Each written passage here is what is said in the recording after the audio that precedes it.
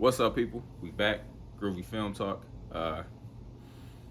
Still working on the title because Groovy Film Talk. Not a huge fan of the title of that, but we'll get to it eventually. I'll change it. I'll do some work. Figure out a new title. Um, but for now, we are Groovy Film Talk, where we geek out about films and TV shows, past, present, and future. Um, this is another video in the Scream retrospective series. I did not get to record my Scream 4 video because work has been ridiculous lately. Just like everybody, if you out there dealing with short staff, shouts out to you. We gonna soldier through this shit. We gonna get through it. Um, but yeah, man. To give some brief thoughts on Scream 4 because I couldn't do that video. I love it. It was my second favorite Scream movie in the Scream franchise after Scream 1. And I say was because Segway King, Scream 5, is now my second favorite in the series, I think. Maybe I gotta see it again because I've seen Scream 4 a couple of times now. I've only seen Scream 1 once, but Scream 5 once. But yeah, I love the hell out of this movie, y'all. Was not disappointed. It's such a good feeling since I binged through all the movies, I really had high hopes for this one, and it's such a good feeling to have those hopes met. Um, I think the directors whose names escape me right now, but they directed Ready or Not, which is another horror movie, a fun ass horror movie that if you haven't seen it, please seek it out because I think a lot of people don't know about that movie, but it was a lot of fun, and I'm glad that they got to handle this movie because you could just tell that they're huge fans of this movie or this movie franchise specifically. Just a lot of care went into this, and it's pretty much this movie's one huge Easter egg. I'm gonna come back to that hopefully towards the end of the video, but yeah, my spoiler-free thoughts first. Um, it's pretty good. I love the supporting cast. The legacy characters come through and they all get a moment to shine. Ghostface is still a beast. This is the best Ghostface we've seen up until this point. I think he's just he or she's just more vicious at this point. And I'm not a guy who really care about kills in slasher movies, but the ones in this movie are pretty. I think they're pretty dope, man. A couple of them are, anyway.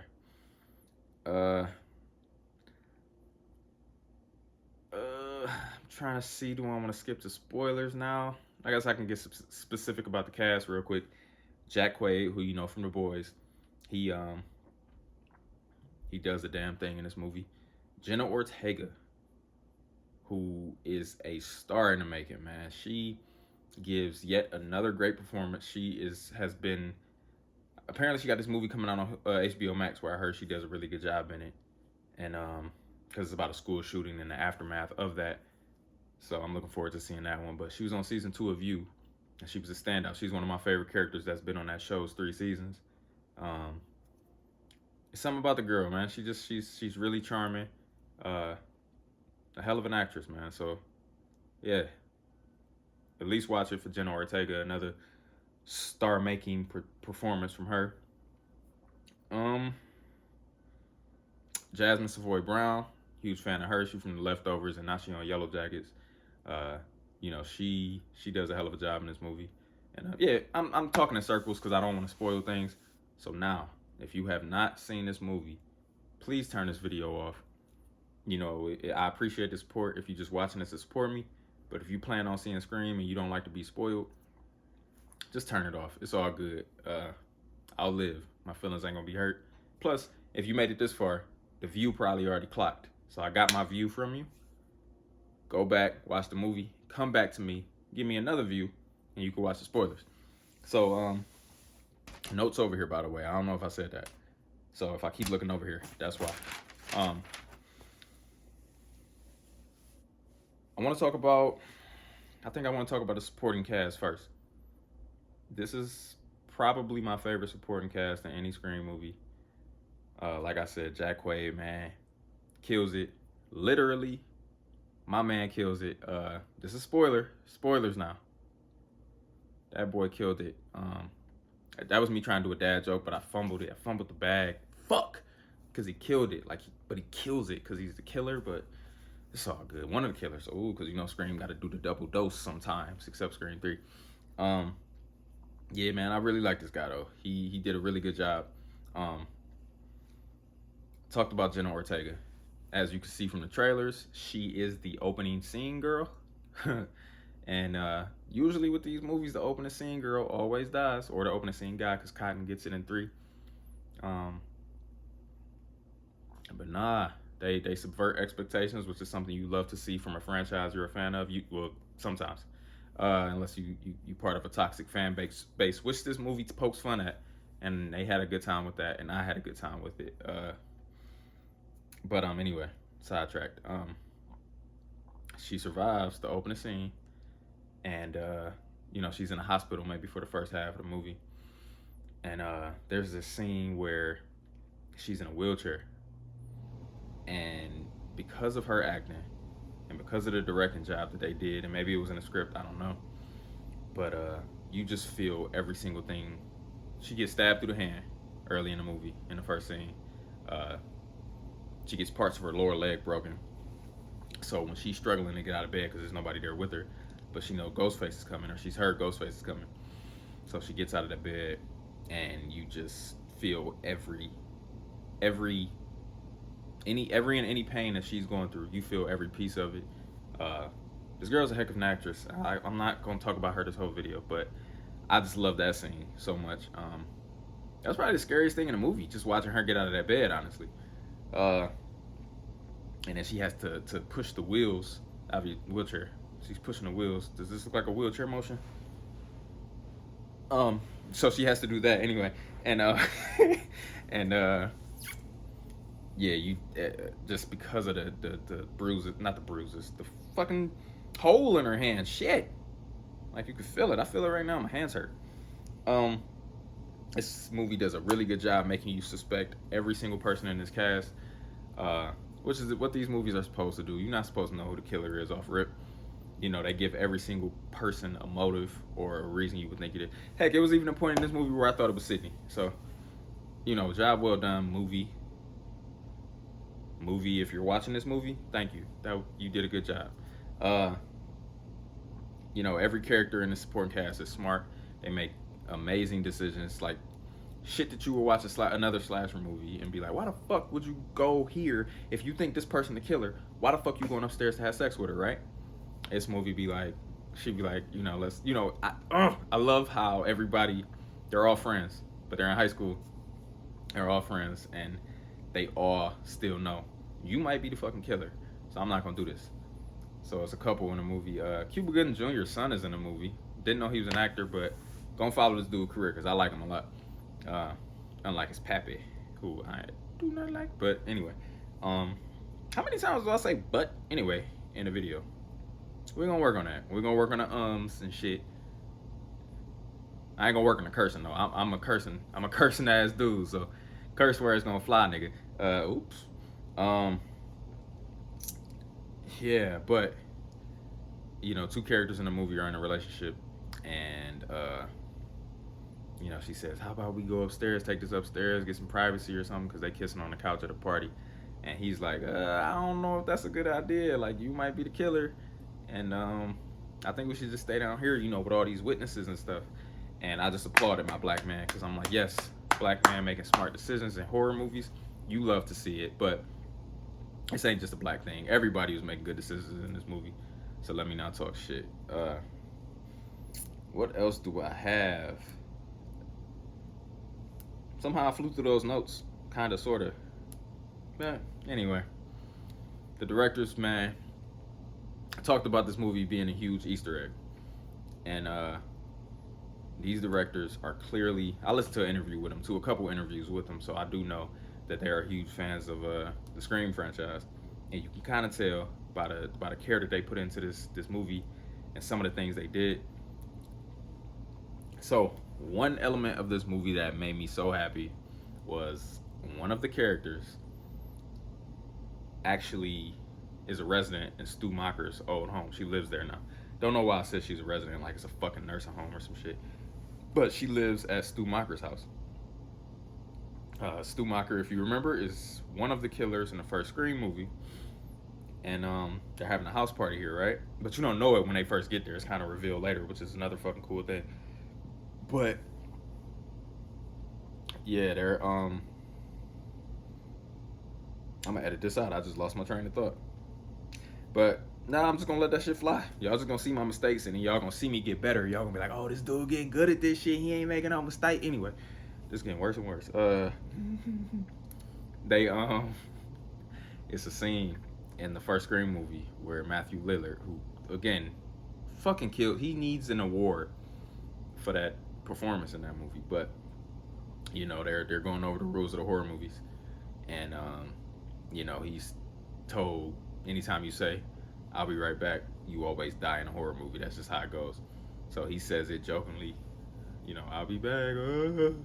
And Jack Quaid, man, I love how the parallels in this movie, along with Scream One, they work out perfectly, right? Because Stu was the killer in the first movie.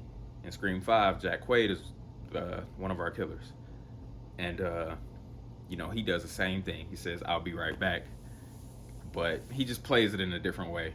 And I really, really like that. And he does it at the same spot in the house where Stu did it in the first movie. And I just thought that was such a nice touch for eagle-eyed fans to catch that. Because, yeah, you know that that's a joke that they've said before.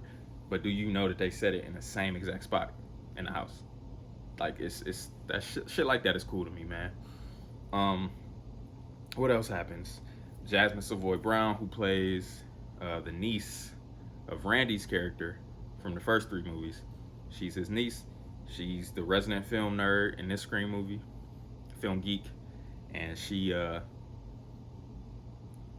oddly enough, she's sitting on the same couch that Randy's sitting on, or in that same spot in the same house where he's watching the movie. And he's watching Halloween, talking about Jamie, you know, look behind you, and she's watching him on TV.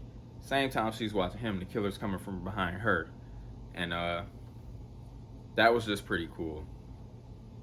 And of course, because she's fucking smart, I think she turns around. Like she, you know, that's what makes her turn around because she's watching him say it. Good fucking movie. Another thing, one of the killers. Guess I won't spoil who that is, just in case y'all asses watched this far. Fuck, don't fucking listen. The other killer gets burned during the final act, and when this killer, after they're burned, their ear, you know, obviously their ear is burned too. Come to find out, I heard it in an interview with these guys.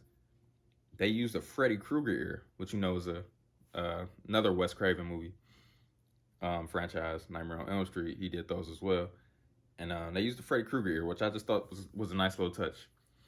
And speaking of Wes Craven, my favorite Easter egg in this movie. Okay, I'm gonna get out of here after this, because if I keep talking, I'm probably gonna fuck the video up. During the credits, I found all this out through interviews because I did not catch it. But during the credits, there's a special thanks section. And when you look at it, it's all the characters, or I'm sorry, all the actors and actresses who have portrayed characters killed by Ghostface in the Scream franchise. So you got Drew Barrymore and Jamie Kennedy, Sarah Michelle Gellar, Jada Pinkett Smith, everybody. And the cool fucking thing about it is these people all do a vocal cameo in this movie. And it's at that same house party scene I was talking about at Stu's house. And there's a character in this movie named Wes. He's played by Dylan Minnette. I think that's how his last name. I think that's his last name. But he was in 13 Reasons Why. He's in the first Don't Breathe movie, which is another good horror movie. You should check out if you haven't seen it. But he's in the first Don't Breathe, and he plays a character named Wes, and he kind of gets killed at some point during the second act. And this party was actually for him. They were celebrating him, kind of giving him a send off, and you know, everybody's doing a toast, and they raise their glasses, all the people at the party, and they say, "For Wes."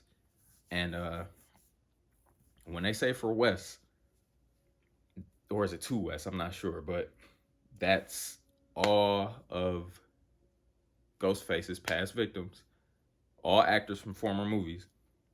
I guess they called in and recorded it and sent it to the directors. So everybody just got to say to Wes. It's like a toast and a send up for Wes Craven, who passed away back in 2015, I believe. And I think I just went through puberty. Did y'all hear that? But I just thought that was sweet. Really, really sweet, man. Such a nice touch. And I think that's only 3 Easter eggs I talked about. And there's plenty more in this film. Oh, I'm going to talk about another one. One more. I got to get out of here. This video is long. Another one I like. Jamie Kennedy records another vocal cameo because one of the characters kicks everybody out. Like, everybody got to go. Get out. And he says, what the fuck did he say? Somebody's goofy ass dad is kicking us out of this party. And that's actually Jamie Kennedy who said that, because it's said off screen. You can't see which one of the students at the party said it. But yeah, man, cool as fuck. Cool as fuck. I'm a sucker for shit like that. I like little small details in movies, man. And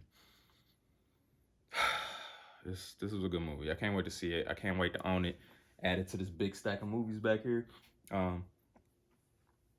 That's not really a big stack, medium-sized stack, but yeah, can't wait to add it to it. Hell of a good movie, hell of a good time. You know, my ranking, I'll probably give it about a B. I think a solid B. But I don't know what I would have did to improve it. Like, it's kind of excellent, but B plus. I don't know. If you follow me on Letterboxd, you probably know. Follow me on Letterboxd. My name is Groovy Tone, Tone 216. Follow me over there so you can see more of my thoughts on these movies.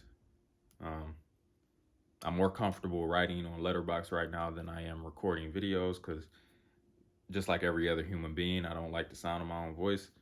I'm not comfortable in front of a camera. This is like the same thing as talking in front of like 200 people or something. Either way, I don't like that shit. I'm nervous. Stop looking at me. Yeah, so let's say B plus, man. I don't know. I fuck with it. Letterboxd, I gave it a 4 out of 5. And I just can't wait to watch this movie again, man. Go see Scream 5. Get this movie some money so they can make another one. So I can keep going to the theaters and just loving these fucking movies. As long as these directors come back, man, I'm on board. Just keep making these shits, man. Yeah, that was Scream 5. Glad I got it. I feel like I should say something else, but I'm just gonna end it. Peace. Peace. Groovy. Keep it groovy. That's my